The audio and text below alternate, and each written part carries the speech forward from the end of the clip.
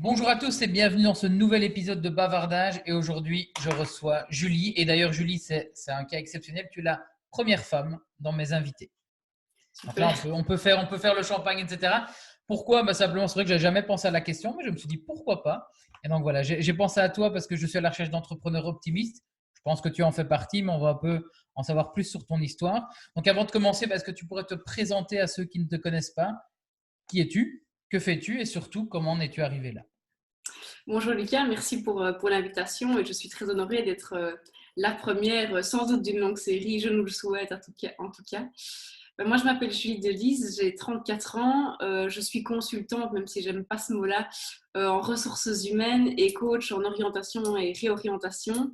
Pourquoi est-ce que je n'aime pas le mot consultante? Parce que ça fait très j'arrive et je dis à qu'à faucon, alors que moi ma philosophie c'est d'apporter une réelle plus-value en tenant compte des réalités des gens. Et je pense que le consultant, dans l'imaginaire collectif, ne tient pas assez compte de cette réalité. Alors, d'où je viens, je suis liégeoise, comme ça s'entend très très certainement. J'ai fait un master en droit à l'ULG, puis j'ai fait un master complémentaire conjoint donc, de 3 universités, à l'ULB, l'ULG et l'UCL, en gestion du risque et bien-être au travail, aspects psychosociaux. Bon, c'est un peu pompeux, mais moi, c'était pour arriver au RH que j'ai fait ça. Et j'ai commencé ma carrière chez Eloi, à Sprimont, très belle entreprise active dans le secteur de la construction, pour ceux qui la connaissent. Après un bref passage chez Eloi, parce que j'avais pas assez d'expérience et que j'étais pas assez aguerrie pour pouvoir mettre en place un service RH, je suis allée chez Galère, chocolat cette fois et pas Galère construction, où je me suis beaucoup amusée. J'ai beaucoup appris. J'ai eu la chance d'avoir un directeur général qui me faisait confiance parce qu'il voulait faire confiance dans les jeunes et que c'était un gage d'avenir pour lui. Et avec lui, j'ai beaucoup appris. On est parti from scratch, on a tout créé. Donc c'était vraiment une très très belle expérience. Et puis la vie, l'expérience professionnelle a fait que j'ai fait un burn-out, un très très gros burn-out, il y a maintenant de nombreuses années. Enfin, nombreuses, tu comprends, je n'ai que 34 ans. Ça a été très difficile. Ça a été, ouais, je pense, une des pires épreuves de ma vie. J'en suis sortie. Je peux dire aujourd'hui que je pense que le burn-out a été une des meilleures choses qui me soit arrivée dans ma vie professionnelle. Je pense que quand on arrive à dire ça, c'est qu'on a vraiment bouclé la boucle du burn-out. Et au terme justement de cette épreuve, j'ai pris la décision de me lancer comme indépendante, non sans avoir suivi une formation en coaching professionnel. Et donc, j'ai lancé mon activité fin 2015. Là-bas, je voulais faire que du coaching parce que j'étais vraiment vaccinée de l'aspect RH. Et puis, je me suis rendu compte qu'en fait, que c'était pas les RH que j'aimais pas, c'était juste le contexte entreprise salariée qui était devenu un peu compliqué pour moi cause de tous les jeux de politique interne, toutes ces choses-là. J'avais besoin d'air, j'avais besoin d'être mon propre chef, de pouvoir m'organiser. J'ai besoin de liberté, j'ai besoin d'autonomie, j'ai besoin de flexibilité. Et tout ça, c'était en étant indépendante que je pouvais le gagner. Donc, j'ai gagné cette liberté et je ne regrette vraiment ce choix pour rien au monde. Voilà, Lucas. D'accord. J'espère Donc avoir aujourd'hui, répondu à tes questions. donc tu es aujourd'hui indépendante. À quoi ressemble une de tes journées? Qu'est-ce que tu fais? J'ai vu que tu as parlé tout à l'heure de réorientation. Ça consiste en quoi? Alors, la réorientation, ça s'adresse à tout individu à partir du moment où il est sur le marché de l'emploi. C'est vraiment avoir un job et puis à un moment donné se dire ce job, cette manière de vivre ne me convient plus pour diverses raisons. J'essaie d'identifier pourquoi je suis mal et en général, on arrive sur le fait que c'est le contexte, le job qui ne va plus. Et ensemble, on reconstruit un projet professionnel pour cette personne, qu'il soit sous le statut du salarié ou sous le statut de l'indépendant. Et on a des reconversions qui sont assez spectaculaires, parce que je veux dire, moi je passe de salarié à indépendante, mais j'ai des gens qui passent de directeur financier à ouvrir un magasin de cosmétiques. Donc on est vraiment sur des choses qui sont très très très très variées. C'est hyper enrichissant parce qu'on va accompagner vraiment la personne dans une évolution de sa vie. Donc voilà ce qu'est la reconversion. Et pour répondre à ta première question, une journée type, je n'en ai évidemment pas. Maintenant, ce que je mentionnais, c'était la liberté. Donc, moi, démarrer à 8 heures du matin, c'est pas pour moi, clairement. Donc, le matin, je traite mes mails, je fais un petit peu tout ce qui est administratif. Et puis, je vais soit en clientèle, donc chez mes clients, soit je reçois des gens en coaching à mon bureau. Et puis, si ça se met, je vais manger avec quelqu'un à midi, que ce soit un ami ou que ce soit professionnel. Et voilà, les journées sont un petit peu à géométrie variable en fonction des événements qui sont planifiés, tout ce qui est networking et des choses comme ça. Donc voilà, pas de journée pareille, c'est ça qui fait, à mon avis, le piquant de cette vie. Yes, bah oui, je pense que c'est pour ça qu'on veut aussi la liberté, c'est pour pouvoir décider de ne pas être dans la routine. Il y a deux points sur lesquels j'ai envie qu'on aille plus loin par rapport à notre discussion. Bah, il y a un, le burn-out, tu en as parlé, tu l'as vécu. Et je pense qu'en fait, la reconversion va aussi avec ce burn-out. Je pense que c'est très rare d'avoir des gens qui ont vécu un burn-out qui recommencent dans la même chose. Là, ici, on est dans une période un peu de crise. Est-ce que tu penses on va faire face à beaucoup de burn-out et donc derrière beaucoup de reconversion? Euh, je vais essayer de répondre aux différentes questions. Bah, clairement, le burn-out est un signal d'alarme. Qu'en fait, on n'est plus du tout en phase avec ce qu'on est en train de vivre au niveau professionnel. Parfois, c'est au niveau privé. Il existe des burn-out au niveau privé, mais moi, je ne travaille pas là-dessus. Et donc, c'est clair que si on veut en sortir et réellement en sortir, il convient à un moment donné de se dire, OK, il faut que je change quelque chose dans ma manière de faire. Alors, parfois, il y a des gens qui vont juste changer d'employeur et ça va aller. Et puis, parfois, le burn-out est vraiment le signal plus profond où la personne est peut-être encline à se remettre en question de manière plus profonde. Ça appartient évidemment à chacun. Il n'y a pas de bonne ou de mauvaise sortie de burn-out, je vais dire. Ça, c'est vraiment hyper personnel. Mais c'est clair que la plupart des gens qui sont en reconversion professionnelle, ils ont à un moment donné un signal d'alerte. Alors, est-ce que pour autant, il faut être tombé en burn-out? J'en sais rien. Mais c'est clair que j'ai personne qui vient frapper ma porte en me disant tout va bien dans ma vie, j'adore mon job, mais je veux me reconvertir. Ça n'existe pas. Pour la bonne et simple raison que les gens, s'ils vont bien, ils ne se remettent pas en question. Et je veux dire, le cerveau humain est bien fait. Et puis, pour en venir à cet aspect crise du Covid qu'on est en train de connaître, je pense effectivement que tout ce qui a été le confinement, etc., a permis aux gens de travailler différemment parce que soit ils étaient en télétravail, soit ils ont été au bureau, mais il y a beaucoup moins de collègues, beaucoup moins de pression puisque le monde économique a quand même été au ralenti. Et je pense que tout un chacun a eu l'occasion de se remettre en question par rapport à sa manière de travailler, à son approche par rapport à son boulot et de se dire est-ce que j'aime réellement ce que je fais? Est-ce que c'est purement alimentaire? Est-ce que le contexte dans lequel je l'exerce a du sens pour moi? Voire même, je pense qu'il y a des gens qui vont aller plus loin en train de se dire quelque part, moi je bosse 10-12 heures par jour, je vois pas ma famille, je vois pas mes enfants. Quand je rentre, je fais encore 2-3 mails, puis je vais faire une heure de sport de 22 à 23. Et je peux enfin décompresser le samedi midi quand j'ai émergé jusqu'au dimanche 4 heures avant de me replonger dans mon stress du boulot. Et donc ça, je pense qu'il va y avoir beaucoup de changements. Je commence à être pas mal contactée par des gens qui me disent je suis quand même pas très sûre de vouloir continuer dans le train de vie que j'avais avant.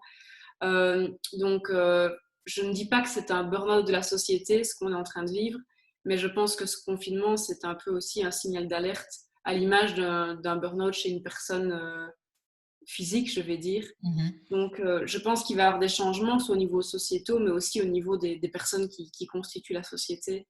Donc oui, je pense effectivement qu'on est à l'aube d'un changement dans la manière d'appréhender son travail, dans la manière d'appréhender son rapport au travail, à l'employeur, et parfois même à l'activité qu'on exerce tout simplement.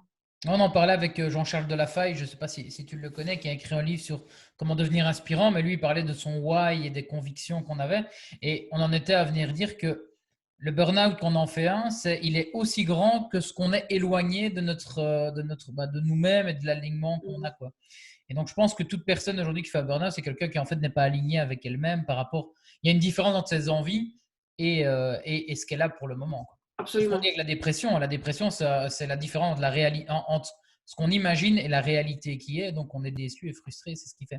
Comment est-ce qu'on peut reconnaître qu'on est dans une. Alors, on va dire comment est-ce qu'on reconnaît qu'on a un burn-out, tu sais, quand on a la température, ben on le sait, on est malade. Mais un burn-out, ça ressemble à quoi? Comment est-ce qu'on peut voir peut-être qu'on a quelques symptômes, peut-être? Alors, le burn-out, c'est très, très insidieux. Donc, ça veut dire qu'il y a beaucoup de signaux d'alerte qui sont envoyés de manière très discrète par le corps. Évidemment, personne n'y prête attention. C'est extrêmement rare les gens qui se disent tiens, il y a un truc qui ne va pas. Donc, les premiers signes, ça va être une fatigue de plus en plus importante avec une difficulté de se concentrer, une irritabilité croissante par rapport aux soucis de la vie quotidienne, qu'ils soient professionnels ou privés, des réactions tout à fait disproportionnées par rapport à des petites contrariétés. Et puis après, on va commencer à entrer dans le vif du sujet avec, entre guillemets, avec une perte de confiance en soi, une ironie sur tout ce qu'on vit, un espèce de sarcasme par rapport aux problématiques de l'entreprise.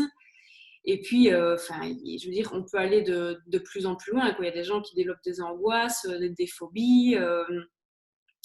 Et en fait, au niveau médical, parce que moi je ne suis pas du tout médecin, mais le burn-out se définit comme étant un épuisement physique, psychique et émotionnel.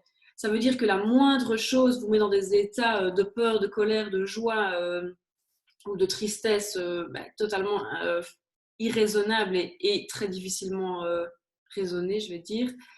Après, maintenant, il y a énormément de facteurs qui vont pouvoir influencer la profondeur du burn-out. Est-ce que vous avez un bon soutien, entre guillemets, dans le niveau privé? Est-ce que vous êtes heureux? Il y a des gens qui sont en burn-out, mais qui sont en instance de séparation, ou bien qui ont des enfants qui sont en adolescence, donc du coup, c'est vachement compliqué à la maison. Il y a des gens qui doivent s'occuper d'une personne proche qui est malade, et donc du coup, qui n'ont pas vraiment le temps de s'occuper d'eux. Et donc, l'intensité du burn-out va vraiment dépendre fort du contexte privé que la personne va vivre. Maintenant, moi, si j'ai un message à faire passer aux gens, c'est quand vous avez des premiers signaux d'alerte de la souffrance professionnelle, il faut les entendre parce que quand le corps il parle et qu'on ne l'entend pas, il va crier et il criera de plus en plus fort et jamais, au grand jamais, on ne gagne contre son corps.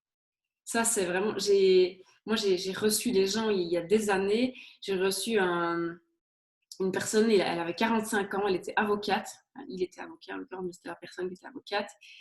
Et il parlait plus, il ne savait plus parler. Donc, il s'est réveillé un matin et en fait, c'est pas qu'il avait une extinction de voix, c'est que le cerveau était tellement en bug qu'il ne savait plus parler, il ne savait plus faire une phrase. Donc, j'imagine qu'il avait eu d'autres signaux avant, parce que d'autres signaux avant. Il avait été évidemment suivi par un médecin. Moi, je ne suis pas du tout médecin, comme je le dis. Mais par contre, pour le sortir du burn-out, moi, j'ai pris le relais en fait de son médecin quand il a dit voilà, maintenant, moi, j'ai fait tout ce que j'avais à faire. Mais c'est vrai, il dit jamais je n'aurais cru, moi, pouvoir tomber aussi bas. Il y a un gros souci aussi, c'est que la société, elle galvaude le terme. Les gens en burn-out, on n'aime pas ça parce que c'est des faibles. Mais est-ce que dans l'autre sens, il n'y a pas aussi beaucoup de monde qui utilise ce terme aussi dans le sens où dès que ça va pas, dès qu'on a un peu... voilà, je ne sais pas, encore une fois, je respecte les gens parce que je pense que il y a c'est... un petit coup de mou. Voilà. On dit qu'on est en burn-out alors qu'au final, je veux dire, il y a un coup de mou passager, un coup de fatigue, on a eu beaucoup de boulot, on a eu un stress important, etc. C'est bien légitime à un moment donné d'avoir des petits downs, mais ce n'est pas un burn-out. Le burn-out, c'est vraiment les 3 épuisements, comme j'en parlais au début, avec toute une foule de symptômes qui vont avec les symptômes dont on a parlé tout à l'heure. Et effectivement, à force d'être utilisé à tort et à travers, il n'est plus du tout percutant, entre guillemets. Les gens n'aiment pas ça parce que c'est signe de faiblesse. Et puis, au-delà de tout ça, ça ne se voit pas. Parce que c'est des gens qui débauchent une énergie dingue pour montrer que tout va bien, etc., pour justement passer au-delà de leurs propres signaux. Et donc, du coup, quand un matin, la personne ne se présente pas au travail et que le certificat arrive et que c'est en général des certificats longue durée qui vont être prolongés, les gens sont en général extrêmement surpris. Alors que la veille, peut-être que tout allait bien, il y a peut-être eu une petite contrariété et les gens vont s'attacher à la petite contrariété. Alors qu'au final, c'est une accumulation et que cette petite contrariété, ça a juste été la goutte d'eau. La goutte d'eau. Et donc, toi, tu accompagnes donc des personnes qui vivent ce burn-out et qui cherchent à s'en sortir. Quel conseil est-ce que tu donnerais à quelqu'un qui peut-être nous regarde et qui se sent… Alors, je me doute que chaque cas est différent, mais des conseils plus généraux sur comment déjà s'en rendre compte. Ça, tu l'as plus ou moins dit, c'est les 3 fatigues. Mais comment est-ce qu'on peut faire quelque chose pour essayer de s'en sortir ou de ne pas tomber plus bas? La toute première chose, évidemment, c'est de sortir de l'endroit délétère. Donc, ça veut dire que si vous êtes salarié dans une entreprise, c'est de faire un pas de côté.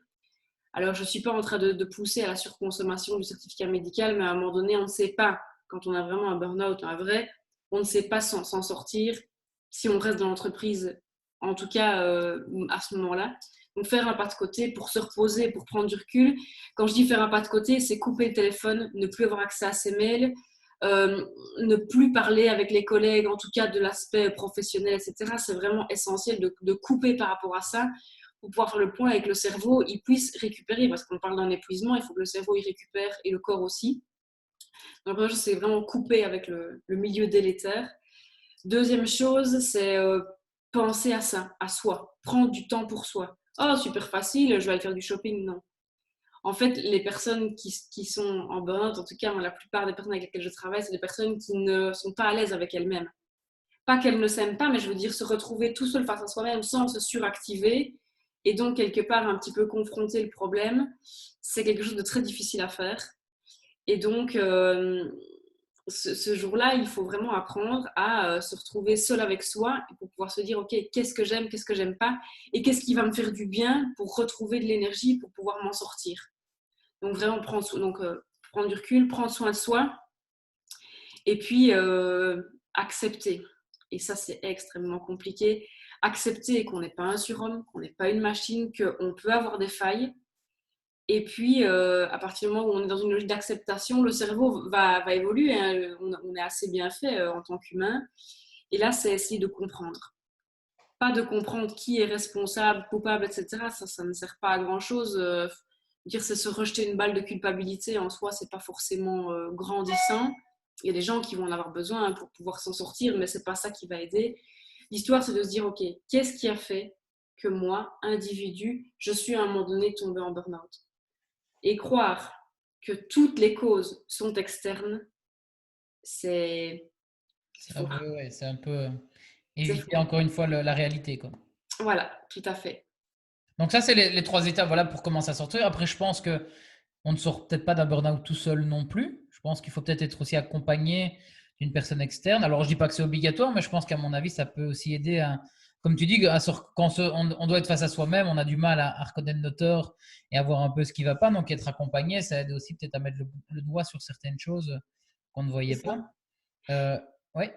Maintenant, en coaching, quand on commence à travailler sur les causes du burn-out, moi, je ne demande jamais aux gens qui verbalisent les causes qu'ils estiment internes. Je veux dire, c'est pas, je dis pas bêtement, alors, quelles sont les causes internes? Et c'est tout un travail qui amène à ça. Mais si la personne ne veut pas s'exprimer à ce sujet-là, moi, je respecte. L'essentiel, c'est que la personne, elle ait fait le trajet, entre guillemets, dans sa tête et qu'elle ait pu comprendre qu'il y a eu un cheminement et qu'elle a en elle, en fait, des facteurs qui sont à risque pour l'avenir. Et donc, il est extrêmement important de se dire, OK, moi, pour demain, pour dans un mois, dans 6 mois, dans 2 ans, dans 10 ans, je sais que quand j'ai ce signal d'alerte-là, je dois être vigilant. Je sais, par exemple, que j'ai une très mauvaise gestion du stress. Je sais, par exemple, que travailler le soir, moi, c'est quelque chose que j'adore, mais qu'on arrête de me faire venir à 8 heures du matin au bureau. Ça, c'est un truc que je ne supporte plus. C'est de dire, je n'aime pas le travail en équipe. Et au final, ça fait des années que je me force à être en équipe. Ou au contraire, j'ai un boulot trop solitaire et c'est ça qui m'a fait craquer. Maintenant, il va falloir que je trouve une place où que je me ménage une carrière où je vais être en contact bien plus avec des collègues, avec des collaborateurs, avec des clients. Donc, cette partie-là, elle est vraiment très, très, très importante parce que au-delà de la partie compréhension, elle va permettre en fait de lancer les pistes de solutions pour que ça n'arrive plus jamais. Alors évidemment, vous avez le contexte. Vous avez des gens qui travaillent dans des entreprises où tout est hyper procéduré, qui ne supportent pas ça, ou au contraire des gens qui travaillent dans des entreprises qui ne sont pas assez structurées et qui auraient du mal et qui préféreraient quelque chose de beaucoup plus structuré. Donc ça fait partie des causes, je vais dire, exogènes sur lesquelles on ne sait pas travailler. Mais par contre, il faut se dire, soit je me remets dedans et je prends le risque soit justement je choisis de me mettre dans un contexte professionnel qui ne comporte plus ces critères qui ne me conviennent pas. Ok, donc là, là, on a plus ou moins le diagnostic, on voit un peu comment. Si ça ne va vraiment plus avec le monde dans lequel on était, alors intervient la reconversion. Donc là, Oui. c'est vraiment changer totalement d'orientation professionnelle. On a plein de cas. Alors, ils sont peut-être pas tous passés par des burn-out, mais ici à Liège, on a notamment Simon Charlier de la Bestiale, qui lui avant était en politique. On a aussi Jean-Christophe Hubert. Je pense qu'il était, est-ce qu'il n'était pas historien ou quelque chose comme ça avant, et maintenant il est chocolatier reconnu. Euh, comment entamer des démarches de reconversion? Comment est-ce qu'on, quand on est perdu là comme ça, qu'on ne sait plus trop vers quoi aller, comment retrouver vraiment ce qui nous anime et ce qui serait bon pour nous? Alors, c'est une excellente question. Évidemment, rapidement, en fait, dans le travail que moi, j'effectue avec mes clients, je parle de mon cas personnel, de ce que je fais avec mes clients. Je ne peux pas parler, évidemment, pour tous les gens que je ne connais pas. Rapidement, on va se rendre compte, en fait, que les gens, ils vont savoir se remettre en selle, quitte à juste, entre guillemets, quitter l'employeur, à changer d'employeur. Et puis, il y a des gens qui, très rapidement, vont verbaliser, en fait, de dire, moi, je ne suis plus en phase avec ce métier. Parce que plein de raisons qui appartiennent à chacun. Et donc, c'est là, en fait, que les gens vont oser soulever le voile de la reconversion. Maintenant, la reconversion, c'est quelque chose qui fait peur parce que par essence, on estime ne pas avoir les compétences requises pour ce métier-là, ou on estime ne pas avoir la légitimité parce qu'on vient d'un autre secteur, d'un autre milieu. Et donc, en fait, il faut vraiment faire tout un travail sur la confiance et sur la légitimité par rapport à entamer un projet professionnel. Maintenant, je pense qu'à partir du moment où on est passionné, qu'on a vraiment ça en soi et qu'on est prêt à en faire son activité professionnelle, très vite, on va le sentir. Très vite, on sera aligné. Oui, c'est ce que je conseille souvent, c'est trouver une passion ou en tout cas quelque chose qui nous fait rêver et se dire si vous pouviez travailler là-dessus sans être payé, est-ce que vous le feriez? Est-ce que vous le ferez pendant des années? Si la réponse est oui, je pense qu'il y a en tout cas une piste. Une C'est piste ça. derrière. Donc ouais, non, ça c'est chouette, effectivement. La reconversion, il y en a plein, hein, genre, on en voit de plus en plus aujourd'hui. Et je pense qu'on arrive dans une société où il va y avoir chaque fois des mini-reconversions aussi. On va démarrer sur, on va être, je sais pas moi, formateur réseaux sociaux, puis on va passer d'autres choses, etc. Donc il y a plein de mini-reconversions, donc c'est super intéressant. Bah, écoute, moi ici, j'ai fait un peu le tour de la question. Je pense il y a vraiment eu de la valeur sur vraiment comment cerner le burn-out, comment en sortir, ou en tout cas essayer, et puis ce qu'est la reconversion. Ce que je laisse toujours, moi, c'est une petite minute, une dernière minute à mes invités. Donc, tu as une minute pour toi. Est-ce que tu veux mettre en avant un de tes services? Est-ce que tu veux donner encore un dernier conseil à ceux qui nous écoutent? Voilà, cette minute, elle est pour toi. Tu en fais ce que tu veux. Merci Lucas. Je pense que ça va plutôt tourner autour du conseil. Je crois qu'en toutes circonstances et encore plus dans ce qu'on est en train de vivre pour le moment, il faut s'écouter soi. Écouter ce qui vibre en nous. Alors ça fait un peu ésotérique, mais je pense sincèrement que la vérité par rapport à chacun de nous, elle est au fond de nous. Et en tant que coach, moi, je n'aide pas les gens à inventer une histoire. J'aide les gens à aller chercher au fond d'eux ce qui les fera vibrer et ce qui les rendra plus heureux. Donc, il faut se faire confiance, toujours croire en soi. Et je pense aussi que le meilleur reste toujours, toujours à venir. Ça, effectivement, c'est une belle conclusion. Et d'ailleurs, ça vient de me relancer une idée par rapport à toi. Je sais aussi que tu as une autre activité que tu expliques peut-être un peu moins. C'est avec des jeunes. Tu as une activité, en tout cas, tu donnes de ton temps pour des jeunes. Est-ce que tu peux nous en parler un peu plus? Oui, effectivement. Donc, donc, à côté du coaching en réorientation, il y a aussi le coaching en orientation. Donc, j'ai énormément de jeunes qui sortent de réto ou qui sont, après une ou deux années d'échec dans le supérieur, en grand questionnement sur le qu'est-ce que je vais faire plus tard. Et donc, moi, je les aide par des ateliers de discussion à trouver leur voie. Et donc, en ce moment de confinement où ils ont été privés du salon CIEP, de tous les ateliers proposés par les écoles, des activités de mentorat en entreprise, etc., j'ai eu l'idée en fait d'interviewer différents professionnels sur leur réalité de terrain, la formation qu'ils avaient pu suivre, pour donner une vision la plus large possible aux jeunes et leur dire, ben voilà, si vous faites par exemple telles études, vous n'êtes pas condamné à travailler là-dedans. Il existe en fait un champ des possibles infini. Maintenant, c'est clair que si vous faites la médecine puis la gynécologie, j'ai quand même un petit peu du mal à vous expliquer que vous allez pouvoir ouvrir un salon de thé. Ben, vous pourriez bien sûr, mais ça Dans reste ce pas sens-là, c'est forcément facile. Dans l'autre sens, c'est peut-être plus compliqué. Si tu as un salon de thé et que tu veux devenir médecin, mais je comprends effectivement. bien, effectivement. Là. Donc, c'est vraiment le fait d'ouvrir le champ des possibles et de donner aux jeunes des outils, des informations rapidement que j'ai créé en fait cette chaîne YouTube qui s'appelle Chronique d'une coach pro. Je mettrai en Et donc, description de la vidéo le lien. Comme ça, s'il y en a qui sont intéressés, qui nous regardent, ils pourront aller voir. Parce que là, tu en as fait quelques-unes hein, de vidéos. Je pense qu'il y en a déjà oui, une dizaine, plus d'une dizaine. Oui, oui. Et je commence à avoir des retours. Donc, j'ai été contactée par des écoles qui m'ont demandé s'ils pouvaient diffuser à leurs élèves de Rieto. Oui, oui, bien sûr, évidemment, c'est gratuit, surtout faites-vous plaisir. Par des parents qui m'ont dit vous n'auriez pas tel métier à interviewer. Et puis même, j'ai des gens que j'interviewe qui me disent oh là là, si j'avais eu ça quand j'étais en Rieto, moi, ça m'aurait bien aidé. Hein. Ah, mais je Donc, reste persuadé que le partage d'expérience, c'est ce qui. La théorie, c'est bien beau, mais je pense que des cas concrets de personnes qui peuvent dire, bah oui, je suis passé par là, je crois que y a rien de plus puissant. Donc, c'est en tout cas une excellente initiative qui continue de tourner, et qu'on espère voir encore longtemps, puisque je pense que ça motive les jeunes. Ouais. merci, Lucas. Eh bien, écoute, voilà qui clôture cette super discussion. Donc, c'était vraiment très intéressant par rapport au burn-out, à la reconversion et même l'orientation. Tu en as fait un petit point. Écoute, moi, il ne me reste plus qu'à te souhaiter une bonne fin de journée, te remercier pour ton temps. Et, Avec- euh, et voilà. Bah, c'est une bonne Merci, fin de journée. toi aussi, à bientôt. Salut.